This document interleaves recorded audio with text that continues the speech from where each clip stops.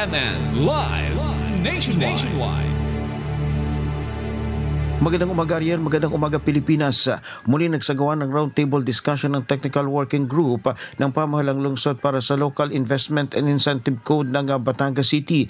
Ang naturang pagpupulong ay alinsunod sa Executive Order No. 60 Series of 2024 na naglalayong mapaigting ang investment landscape ng lungsod.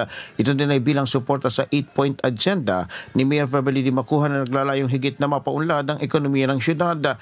Ito ay kalawang pagpupulong ng grupo kung saan ang unang pulong ay natukoy ang mahigit sa 50 local investment areas na tututukan at higit na palalawakin. Ang mga ito'y kinakitaan ng potensyal na mas makahikayat ng maraming mamumuhunan. Hanga din ang nasabing pagtitipon na matiyak ang mas epektibong promotion para sa economic development ng lungsod. Mula sa DWAL-FM 95.9, ito si Renz Belda ng CMN Batangas, nag-uulat live para sa CMN Pilipinas. CNN Live Nationwide.